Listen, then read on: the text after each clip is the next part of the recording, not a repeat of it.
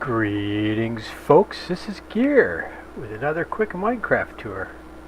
I've wanted to show you all the work that I've put into this next item I built here. I'm going to turn the sound off just a little bit here.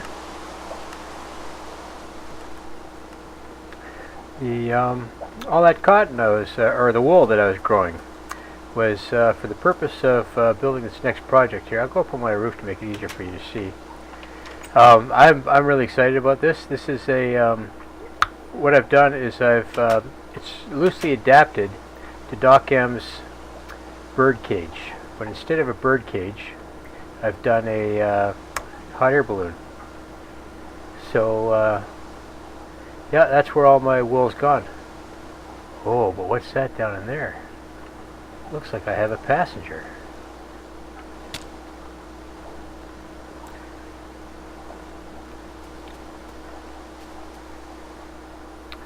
Look at that.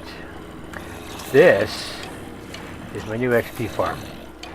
It's not going to be my final one, but it'll get me over the hump to get into the end where I plan on making a better XP farm. I happen to have a friend, as you might have noticed, that likes pushing me off cliffs and things, and so I've been losing a lot of levels, and so to adapt for that, I have done and built this. I'm going to sit here and keep hitting things till I get to level 30, and I'll go get an enchantment. And I think it's time to enchant a new sword. I haven't got a new sword yet. I'm just still using iron swords. As you see, this works fairly well. And oh, there we go. Almost level 30 right there. I've collected quite a stash of goodies here, as you can see. Lots of arrows, lots of zombie meat. Everybody needs more zombie meat. A few helmets and items. Nice enchanted bow there. So this is it. I hope you've enjoyed it. I'm going to post the link to DocM's birdcage so you can see what I modified. He's got a tutorial on how it actually runs. Actually, I think what I'll do is I'm going to cut out the. I'm going to switch to peaceful mode, and I'll go up inside and take a look so you can see what I've done slightly different inside as well for anybody who's interested. We'll be back in a bit. Alright, I'm back. As you can see, I now have 31 levels. I have such a hard time walking away from that. It's kind of like addicting. Every time a new monster drops down, you want to kill it. I'll throw some light up in here. So inside this, the hot air balloon is substantially larger than DocM's birdcage. So what I did was I carried up. I think there's 4 levels here, possibly only 3. And so I decided to use the whole area. So any monsters that fall into the path will be still brought towards the center collection area and carried down. So if we go up there, we'll find much of the same, except there's no water up in the top levels. There's only water on the bottom level, and that's just to bring the monsters into an area that is the same size as DocM's birdcage. So you see that the original birdcage is actually quite small. The half slabs here are to prevent spiders from spawning. Spiders need a 4 square block area to spawn. I don't want to handle spiders, and so I put the half slabs in here.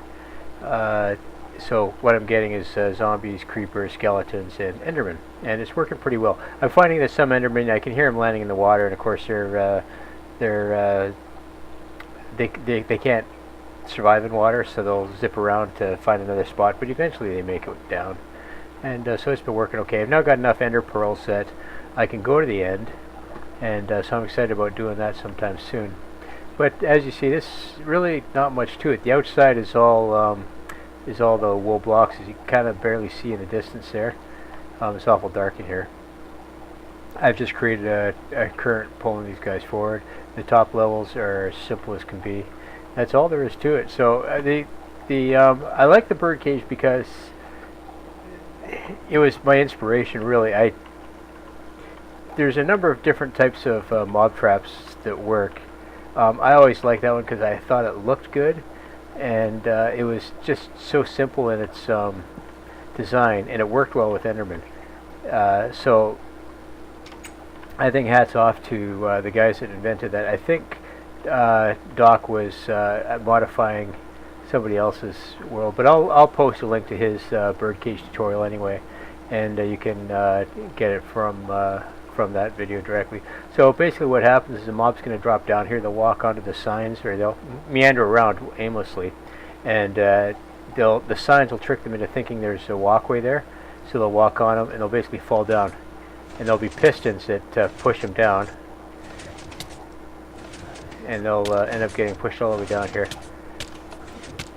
and they end up in the basket like this, and this is where I can kill them. Now because I've created this very narrow in here, the skeletons only shoot me if I stand so close, and the reason you don't want the skeletons trying to shoot you is they might accidentally hit a creeper and then everything blows up. So if I stand on those blocks back there, I can reach everything in here, kill it all, not have to worry about skeletons and creepers blowing up, and it works quite well. So I hope you enjoy this. I'll see you guys soon. Take care for now.